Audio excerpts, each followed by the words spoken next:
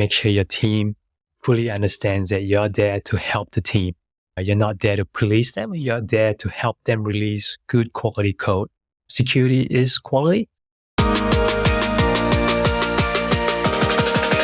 This is KBcast. As a primary target for ransomware campaigns, is security and testing and performance and scalability. Risk and compliance. We can actually automate that. take that data and use it.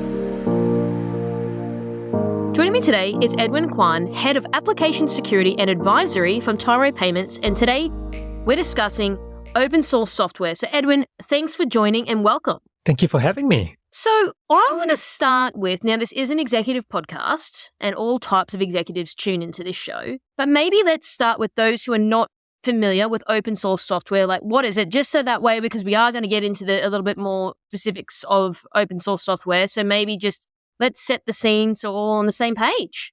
Yeah, no, that's a great question. So open source is something that people can modify and share because its design is publicly accessible.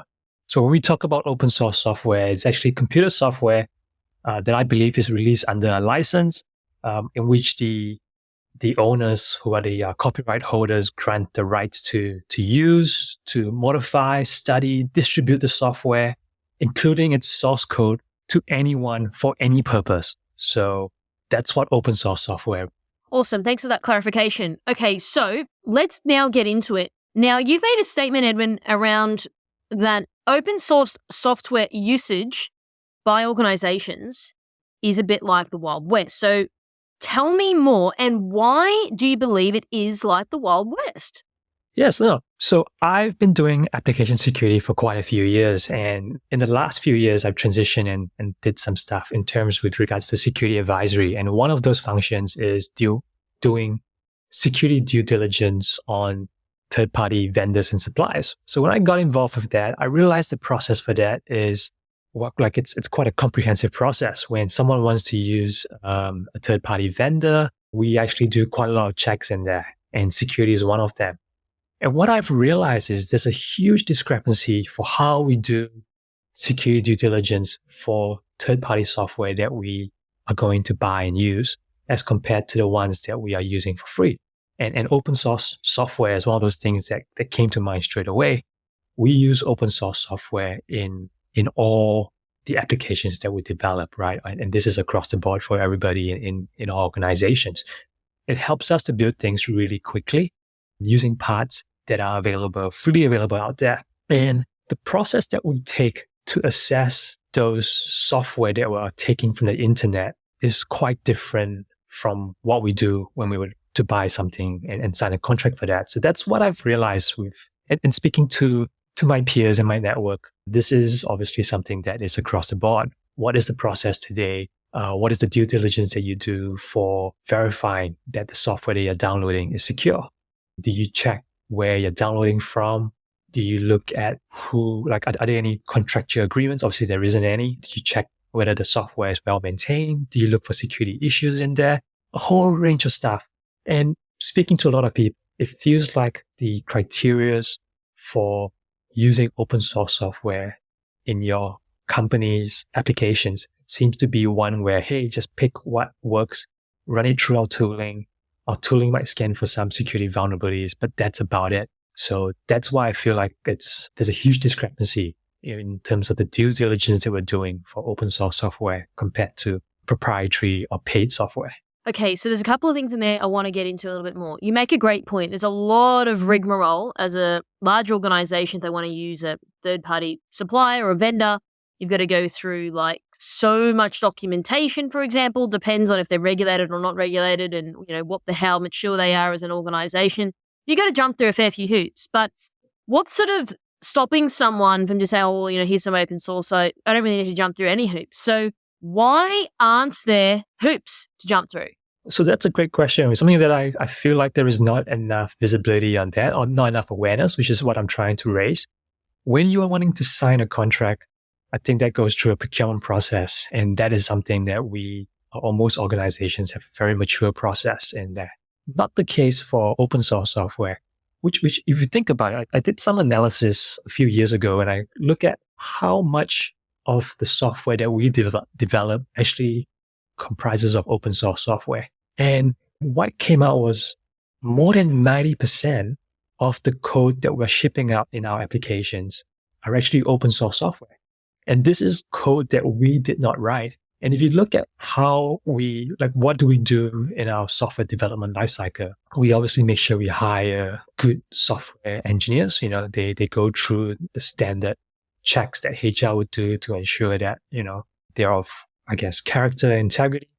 You've got SDLC controls in there. You make sure that it takes two people. The code gets reviewed. There's all this testing that you do in there. And what I realized is when we do open source software, or when we use open source software, we don't ask those same questions, If you look at the news, you hear about all those breaches happening. You hear about people's open source software, the owners, their accounts get breached. They're not using 2FA. But wait a minute, we enforce 2FA in our organizations for any of our developers. So that's an easy way to get malicious code into our system. Well, some of this open source software are actually maintained by a single person. That's a key person dependency, right? Key person risk. We don't do that within our organizations. We don't have one person just doing that one thing and they know everything about that and no one else does. So how does that affect the supportability of that application or that open source component?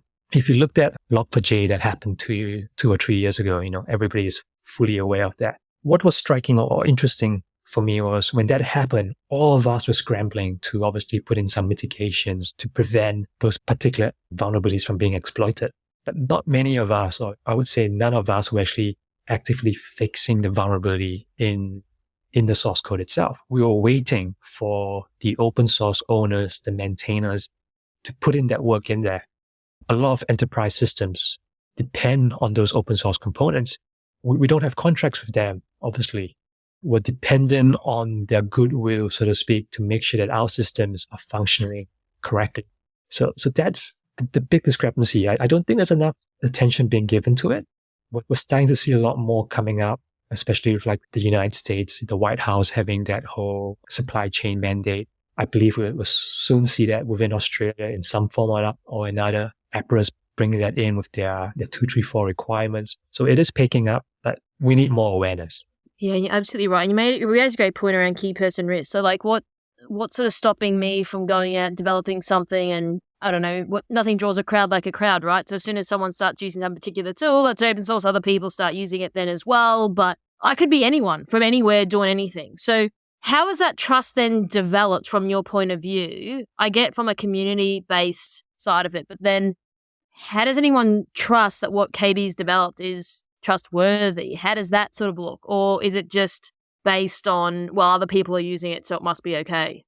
Yeah, that's one of the things that I hear quite a fair bit in terms of, if everyone's using it, it should be all right. Someone else will be looking at that code, going through all that source code, reviewing it. And people do. I like the approach that we take in security, right? The trust but verify. What are the things that we do in there? Is it the Linux Foundation? They come out with some particularly fantastic tools. They have this thing called the Open Source Security Scorecard. Can't remember the exact wording, but what it is a set of tools that you run on your code, and it gives you a score. It tells you things like, hey, does this particular open source software that you're using, do they actually do testing? Do they have unit tests in there? Do they scan their code for vulnerabilities? Are there more than one developer from separate organizations making changes or contributing to the source code? So those are the things that you could use to verify the level of security for that open source software. Because we're using so much open source software, that's something that is going to be hard to do from the beginning.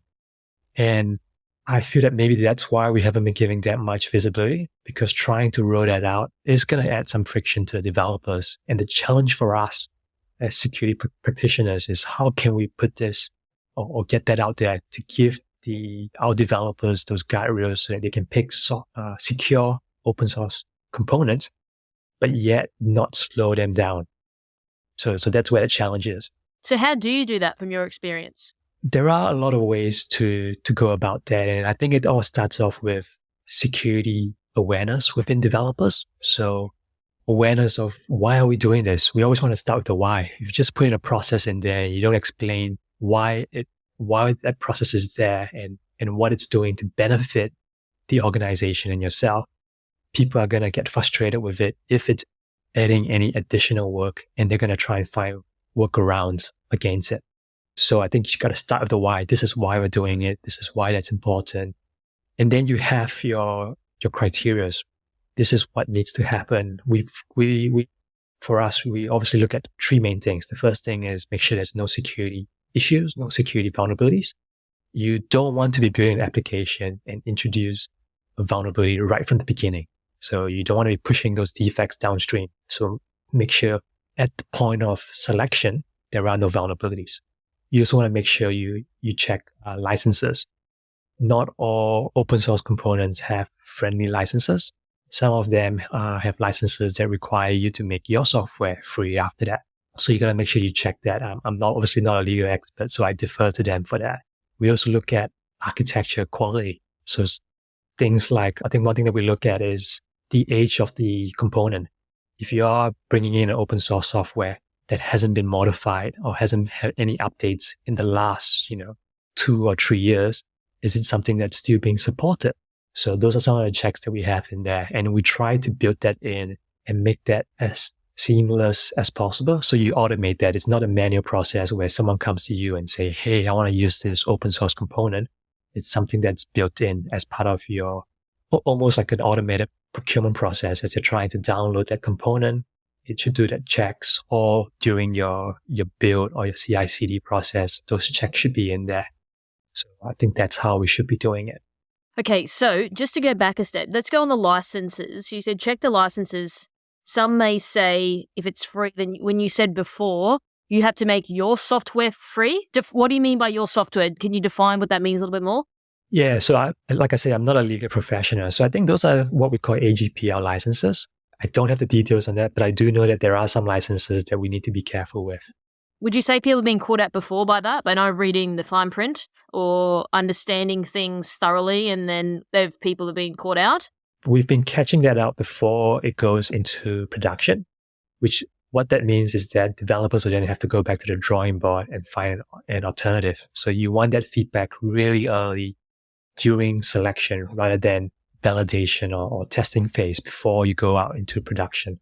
Sure. Okay, so just on that point then, just so hypothetically, I find a tool, oh no, we read the fine print, can't use it. Do you find frustration then from developers? They're like, oh, well, Edwin, now I've got to go find another tool, and that was the best tool, and I understand it's annoying, but I'm trying to do my job, and I'm running behind now on my schedule, like in my project. Do you find resistance then when you're like, well, you can't really use that for whatever reason, but what about the consternation then internally? That's why I say it's really important to have that security awareness within developers on the why we're doing this. So whenever you have questions like that, you know that you haven't done a good enough job with the awareness component to kind of go, this is why we're doing this. This is why that's important. This is how it's going to protect us. This is how it's going to reduce work downstream. Because the last thing you want is you put a component in an open source library and it's not supported. You get a vulnerability, it's a really big one. It might be a 0-day. You have to fix it or you have to replace it.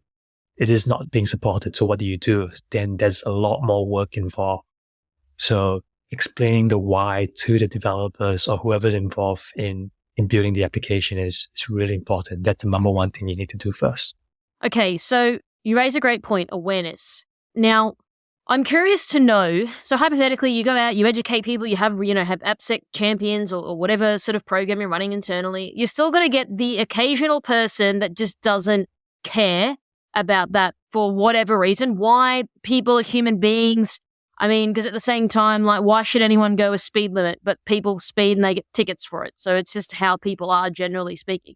How do you sort of handle that? Because you make a great point, and awareness is something that's hard because you're trying to work with human beings that have emotions and feelings. Like you're not configuring something and it just works the way you want it to work because you configure it the right way. So how do you handle that with a large scale of a spectrum of people and managing that by still making sure that you're following the right protocols in terms of security, but then also maintaining that you're not stopping people from doing their job either? Yeah. And we see that regularly. We know that everybody has good intentions. Everyone wants to do the right thing. We do those trainings, those awareness things, and people are aware of it. But when you're busy, sometimes you might forget these things. So what are the controls that we have in there to remind developers, to help them to do the right things? They've got so much on their plate already. They're trying to build something. There's delivery deadlines. We want to make sure it works. There's testing requirements. And this is just another requirement that's being put on them for software delivery. So what I would also have is there will be controls in there. So we tend to put that in the build stage. And I know that we've taken different approaches. So it's all about the whole shifting left, providing feedback. And we're providing feedback more in terms of it's almost like a blocking feedback. So what happens is when you're doing your development and if a security concern is being discovered as you're building it, it would prompt you and it will let you know. But you might be too busy. You might not be seeing that. You might be trying to get that out quickly. So you push that code out. You're trying to get that into production. And what happens is in that process of trying to push that code out, we actually do a scan again. We check it. There's this tooling or this group of tooling called software composition analysis, SCAs. So we do SCA scans along with all the other scans that we have, but we're talking about open source software. So I'll focus on that.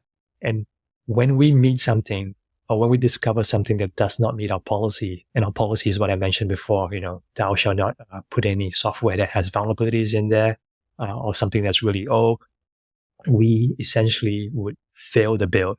And that is our, I guess, feedback to the teams to stop and kind of go, whoa, this has happened. What's happening there? And to make them take a look at it. So it is like that nudge that if you think about it when you're driving and you don't put your seatbelt on, you get those lights flashing. But what we do is as you're starting the car, you get the lights flashing and you try to drive without the seatbelts on. It doesn't let you do that. So that's what we have done. And obviously we have exemption processes in place in there to, for situations where you absolutely have to get that out there. And there's only one time or one scenario where I can think of that being a case where you're trying to patch something. Something's gone down. You need to put a new fix in, and this new fix might have a vulnerability. And your options are either delaying that and having that outage or whatever it is that you're trying to fix, or fixing that now and then going back and remediating it at a later date. So that's the only time that we've seen where that whole feedback mechanism requires an exemption. Okay, so I really appreciate you explaining that quite thoroughly. Now, when you said that, you do a scan and then, they failed the bill or, whatever it is, in my experience of working in these sort of functions and then working with the development team and then the business, where I've seen security practitioners fall down is, and it's not intentional, well, I hope not, sometimes security people can come across a little bit patronizing and just be like, oh, well, how did you not know that? How do you sort of ensure that the security people, and I remember even internally people saying, well, you guys are the police. There's a lot of that sort of goes on, like you're auditing us, you're monitoring us, you're getting upset with us, you're talking down to us. Just say that does happen because, at the end of the day, a developer, yes, they need to have security awareness, but they're there for functionality in terms of what they've learned at university and those types of things. So I understand that. And it is security's, part of their due diligence to ensure people are doing the right thing. But the problem that I have seen when it gets to that stage, but then security people starting to talk down to others about they've made a mistake. How do you handle that? Because that's when I start to see arguments happen, people just saying, okay, well, we're going to override the risk, doesn't matter because there's egos involved and there's all sorts of things going on by that point. How do you manage that? It's never good when the egos are involved. Absolutely. I think one thing is really important is to make sure your team fully understands that you're there to help the team. You're not there to police them. You're there to help them release good quality code. Security is quality. So I think that's a position in there. And we're there to help them provide the awareness, provide the tooling to raise these things up. One thing that I try to advocate is we're there to teach people, to educate them, provide awareness. I don't think you ever want to talk down on people. That's when people start getting defensive. That's when arguments happen. That's when they stop engaging security. And that's not the outcome that you want. That's a lose-lose situation for both parties. I guess having the right culture within the security team is important. And also balancing that out with having requirements from senior management saying that these are the cyber non-negotiables. Security is of of high quality, of importance, and this is what we're expecting from the applications that we deliver to our customers. And the security team is there to help you with that. And as a security team person, if you find something, that's not like, you shouldn't be using that as an opportunity to go and talk down on someone. That might just be a good learning opportunity because everybody makes mistakes. So I think picking the right people or having the right people in your team is very important for that. Absolutely. And I think it's definitely changing face over the years. And as we have more awareness, like these interviews and such, I've just seen it time and time again of some security person getting someone upset because they didn't do the right thing, but it's like, yeah, but it's not their specialization, like they made a mistake, and then the whole fight breaks out. So we're trying to avoid that, which is why I'm talking to you about some of these issues. One thing I have noticed is so this is more in the domain of application security with regards to open source software. One thing that we find is some of the best application security engineers are actually people who have come from a development or a software testing background because they have that mindset of a developer or tester, and they can empathize with the development teams because they know that they're under a lot of pressure. They got a lot of things on their plate. So they know that, hey, these things happen. Let's look at how we can provide that feedback to you earlier in an automated way so that you have that information earlier. And what that means is if by discovering earlier, you can remediate earlier, and it would take less time to do that. So when you say in an automated way, what do you mean by that? So what I mean is that obviously the security team doesn't scale with the development teams. Some organizations have a security team that's, only a handful, but they might have hundreds and thousands of developers. So you need to have automation, tooling that you can put in there. Like I talk about stuff in software development lifecycle. So it could be in the software code editor, the IDEs, giving them that feedback. That could be in their repositories when they are committing stuff to either their GitHub or GitLab. It gives them feedback there, or as part of their continuous integration build pipeline. So that's where your tooling should be to provide you that feedback in all three areas so that you get feedback as early as possible. And if you miss any of those, you still get that feedback when you're building your code out. Gotcha. Okay, that makes sense. So it's similar to that blinking light you said before with the seatbelt starts to alert you. And so then hopefully you make a change. And then you said you can't progress forward anyway. No, you can't. Okay, so you and I have spoken from a security point of view. We are conditioned as people to question the security of literally anything. Yet, with open source stuff, we sort of just start going ahead using it without any further investigation. And you've sort of spoken about that at length already today. So I'm just curious to know, why is that the case when it could be, hey, we're going to use some little supplier to do catering and we're going to go through this whole rigmarole process, but yet James over here has just started leveraging some open source software and it's, got all these vulnerabilities in it. So to me, it just doesn't add up. Yeah, it's baffling and it's systemic, right? Everybody does that. And I wonder if it's also an awareness issue. It's something that people think about, even if you look at it in terms of construction. So, when we used to build a house, back in the days, you build it brick by brick, one brick at a time, it's time consuming, it's onerous. Now, when you're trying to do something, it's all prefabricated. It's almost like open source. So it's all built somewhere else. You don't know the quality of it or how good it is. It gets shipped part by part on site and then you just assemble it. We don't think too much about it, but it helps us to move very quickly. And everyone's doing it. So I believe that's why we're conditioned not to think too much about it. And we embrace that because the alternative is to build everything in-house. And it's going to take a very long time to do that. And very expensive too. On that front, how do we start conditioning ourselves? Like if there's people that are listening like, ooh, okay, maybe I should start, paying attention to that because you've made great points, which you have. How do we change that mindset? How do we change that narrative across the organization? Yeah, so I believe it's something that the organization should do, but I think also something that the industry should do too. So the awareness piece is really important. Even if your company is very security aware, it's not easy to do that level of due diligence that you want to do right now. So the open source community, like the areas where you upload stuff, there isn't a lot of checks being done when users submit their application into this open source repository. I think that's also where we need to have some sort of industry or community-led kind of push to kind of say, hey, we need to have more rigor in the kind of open source components that we have available out there. I don't know how that's going to look or how that's possible. It's obviously a pipe dream to help make it easier. But yeah, I think that's what needs to be done. And in terms of the organization, you need to have, I guess, controls and policies in place. One of the things you should have is you should only have certain trusted source where you can download open source components.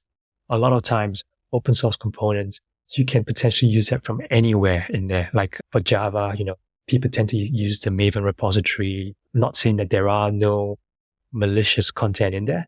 What organizations should do is they should limit to the open source components to only be from those particular sources in there.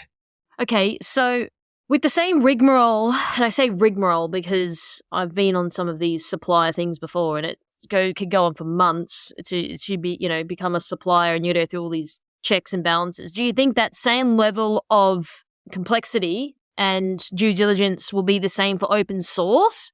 Because like I said before, I use that catering company as an example. Like they've got to go through so much just to become a supplier.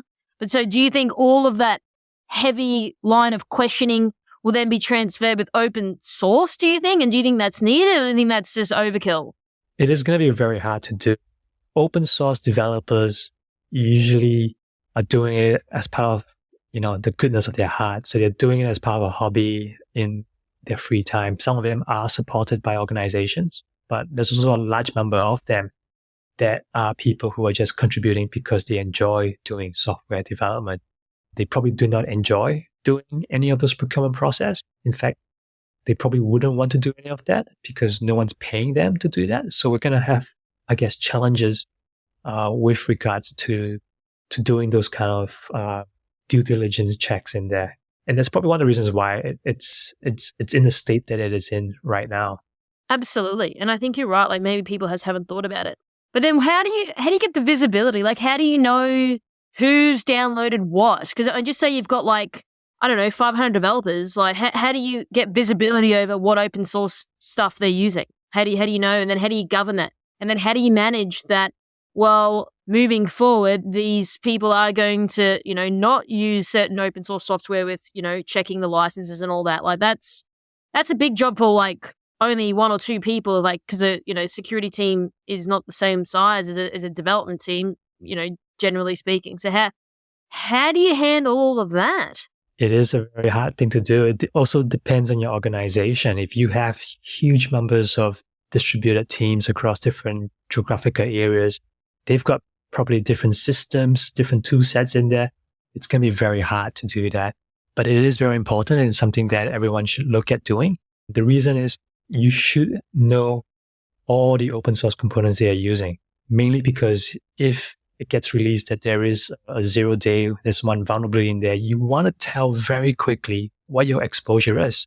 Like when Log4j came out, how many people were going, oh shit, I don't know, am I exposed? Which systems are impacted? Were they trying to figure that out? Or did they already have a software bill of materials going, yep, we're using it here, here, and here. We need to update this. Let's organize our resource to do that.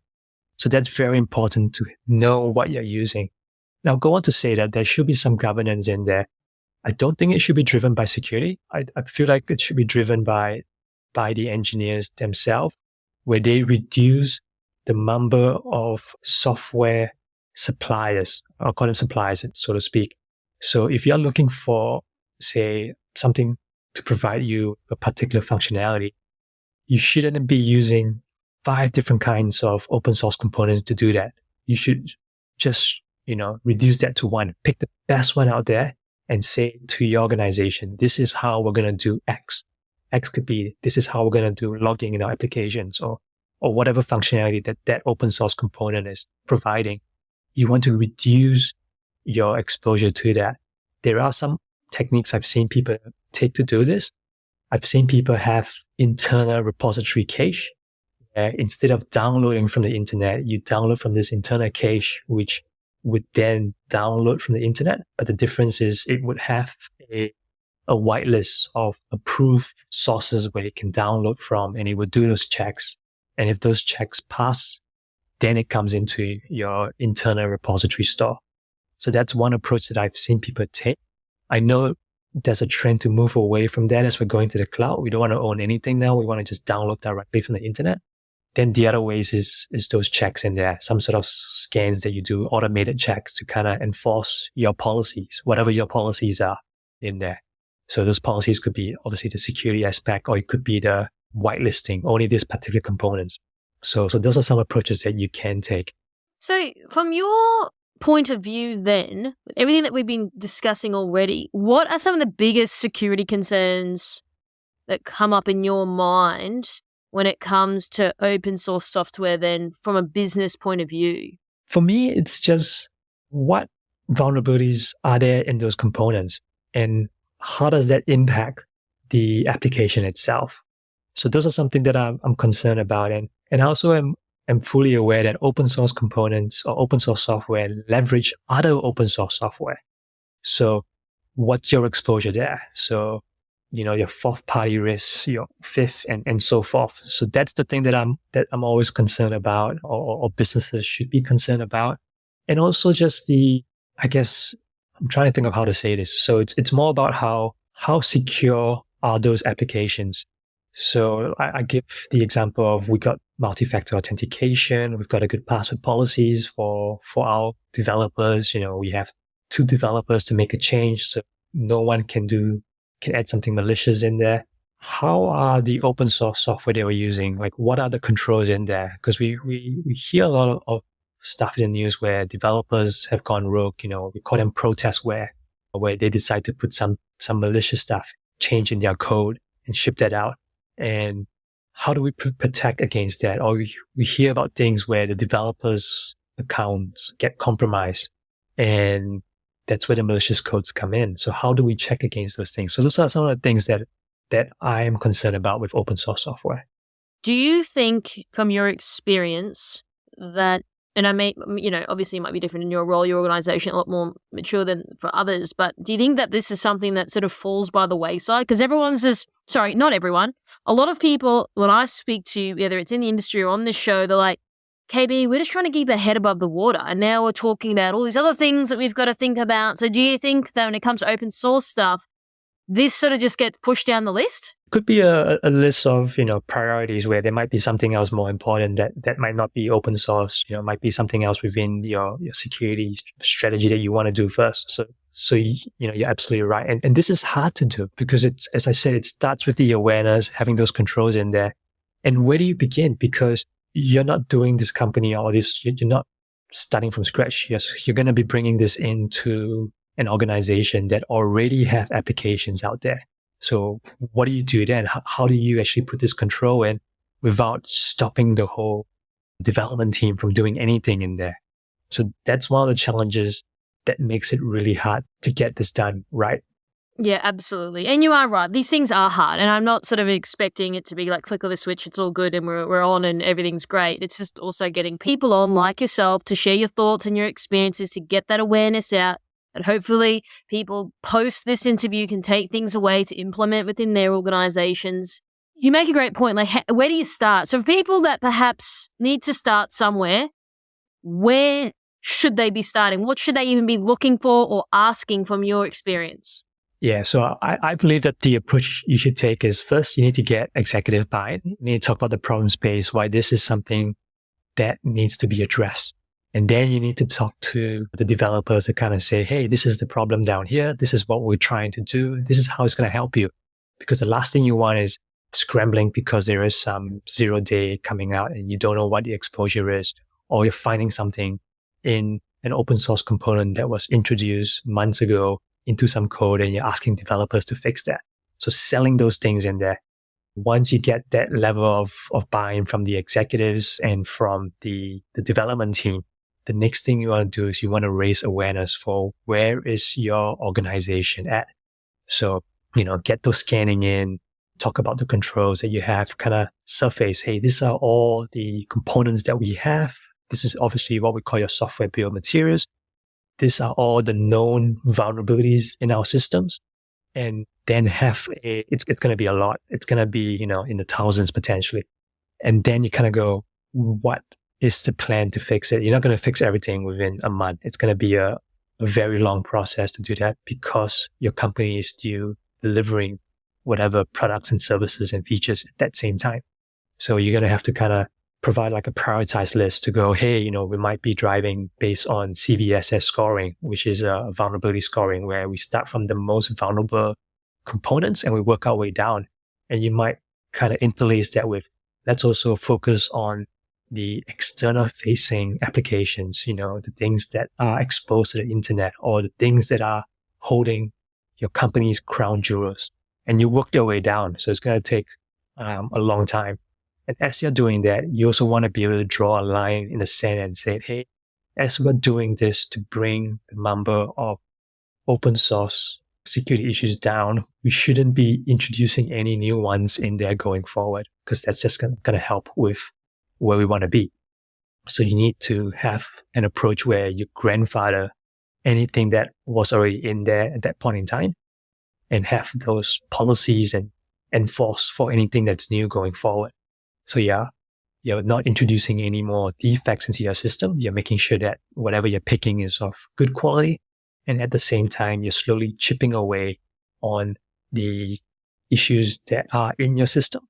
And you're doing it in an approach where you're addressing the highest priority systems, which is where, like I said, crown jewels or externally exposed, picking on those with the highest rated vulnerabilities. So that's one approach you can take. Okay, so just to drill out a little bit more, in terms of the common vulnerability scoring system or the CVSS, just so hypothetically, you've got something up there and it's high severity, for example, but it's going to cost a lot of money to fix, which is not usually the case, but it can be the case, right? What happens when people say, well, we don't want to fix it, it costs too much, and it just sort of sits there? How do you handle that? So one thing that we need to talk about is that CVSS scoring is a vulnerability scoring. So a vulnerability scoring is obviously a particular flaw in your application. You then need to convert that to what is the risk to your organization in there. So if you have a vulnerability that allows an attacker to do some sort of file uploads, but it's in a system that's internal, that doesn't allow any interaction from the outside, then the risk that that's bringing is a lot lower than the vulnerability rating itself. It's a bit more work then. So those are things that we do on a case basis where we assess that and we understand what is the risk of that vulnerability or flaw to the business. And then that goes down the risk acceptance process. We either have to try and find some sort of mitigating controls, or at the end of the day, we might be looking at accepting it, but we definitely don't want to be ignoring it. Totally hear your point of view. I've just been in instances before where, done the whole risk process and it's still, high severity and it's critical or whatever it is, and the business said, nah, don't want to pay for it. We'll just accept it. But then it's like, well, do you kind of know what you're accepting though? The answer is no. So how do you then manage that? Because that is a real reality. Because again, you're trying to explain something to people that don't necessarily understand all the nuances and the complexity to some of these things. Because it's like on paper, it doesn't look much. When we start going through it, it's a lot. It's like, well, Edwin, that's going to cost us $3 million to fix right now. We don't really have $3 million lying around because all our projects are in the red. So have you seen a bit of that in your experience? I can definitely say that sounds like something that would be quite common in most organizations where, the cost to fix and also the opportunity loss, right? To go, hey, fixing this means we won't be doing this, means we might not be releasing this in time. So that's an opportunity cost in there. So I think that's where you need to make sure that the security team might not be the application security team, might be someone else who's able to kind of quantify what that risk is. What is the potential loss for that? If something were to happen, what's the likelihood of that? That's where you have your qualitative analysis using the FAIR model to try and work that out. It is, sometimes it feels like it is more effort to go through that path than fixing it itself for some things. One thing that's very important too is these vulnerabilities are just one vulnerability in itself, and the rating is on that vulnerability itself. Sometimes attackers might be able to leverage multiple vulnerabilities and chain them up together to actually cause a loss event within your organization. And you need to be able to understand all that. Whenever someone talks to you and say, I'm going to accept this vulnerability, they might not fully understand what other things have already been previously accepted. in that same application or in that same system. So there's a bit of work to kind of review all that. And you got to do that on a regular basis too. So it is a bit of work. It is quite a lot of work.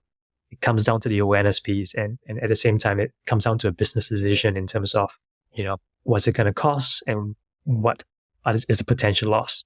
So on a regular basis, how regular are you thinking in your mind? I guess it depends, but if you could give me an example, perhaps. So we've had times where we might have that kind of discussion, but it's not I'm not going to fix this. It's more of I'm not going to fix this now, but I'm making a commitment to get that fix in 3 months' time because I want to get this out to make this particular deadline or this goal that we have. So we tend to have that, but not too much on the other side. Yeah. So have you found in your experience after the 3 months rolls around, it's like, oh, it's still not fixed. Have you seen that? Sometimes you do get that. And this is when you need to make sure that you have policies for remediating or what we call them SLOs or SLAs, service level objectives for the remediation timeframe. And then you need to report that up to I guess, the board or to the executive team to make sure that they understand this is what that is. So is there any sort of things you'd like to leave our audience with today, Edwin, in terms of any closing comments or any final thoughts? Yep, definitely. So my closing thought is open source security is important. If you haven't already spent some time to understand it, please do. Look at what you're using. Start off, get a software bill of materials, see what your exposure is. It is something that is very important and should not be neglected. Thanks for tuning in. For more industry-leading news and thought-provoking articles, visit kbi.media to get access today. This is KBcast, the voice of cyber.